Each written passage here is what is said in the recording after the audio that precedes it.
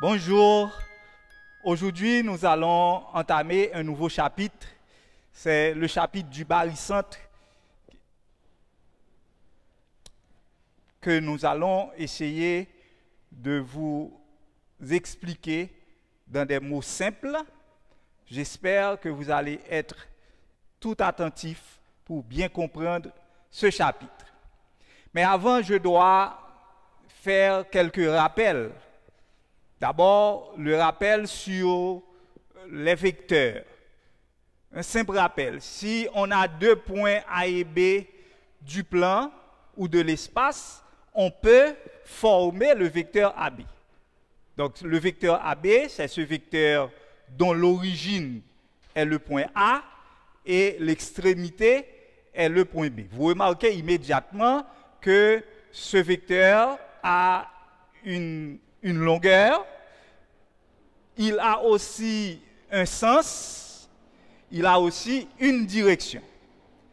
Donc nous allons considérer le sens AB, du point A vers le point B.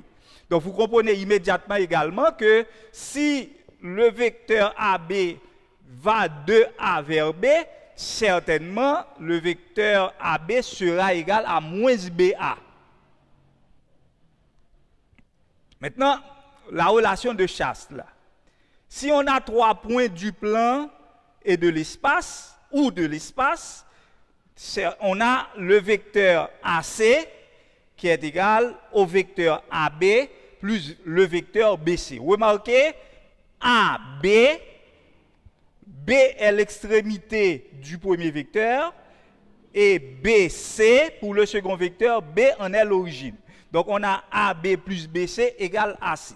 Donc chaque fois que vous avez trois points, et c'est très important pour certains exercices que nous allons voir dans ce chapitre, chaque fois que vous avez trois points dans le plan ou bien dans l'espace, on peut construire cette égalité avec une égalité semblable avec ces trois points.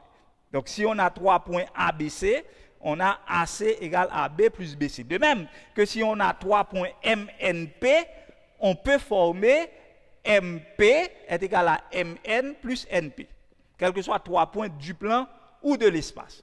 Maintenant, barycentre, la définition. Le mot barycentre vient du mot grec baous, qui veut dire charge, qui veut dire lourd, qui veut dire pesant. C'est un mot grec. Et puis du mot centre. Donc, la définition du barycentre, le barycentre, c'est un centre. C'est le centre. Et un centre est un point. Notez bien ceci. Un centre est un point. Et tout point du plan ou de l'espace a une abscisse et une ordonnée ou une côte, dépendamment qu'on soit dans le plan ou bien dans l'espace. Donc, le barycentre, c'est le centre d'un système de points qui sont chargés. Des points qui supportent des charges. Ces points, on les appelle des points pondérés. Généralement, ils sont notés, ces points-là, ils sont notés par une lettre majuscule qui désigne le point et par un nombre qui désigne la charge. Exemple, on a le point pondéré A3, le point pondéré B-5. Donc A3 représente le point A et une charge 3, et B-5 représente le point B et une charge -5. S'il vous plaît, ne vous mettez pas en tête que A représente les coordonnées, alors 3 représente les coordonnées du point A. Non, 3 ne représente pas les coordonnées de A, 3 représente la charge sur laquelle se trouve le point A. Sur laquelle se trouve le point A.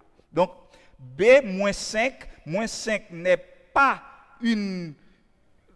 -5 ne représente pas les coordonnées de B, -5 représente une charge sur laquelle se trouve le point B. Donc, voilà pour le début. Nous allons voir immédiatement, n'est-ce pas, comment représenter un système, comment calculer le barycentre d'un système de deux points. Barycentre de deux points pondérés.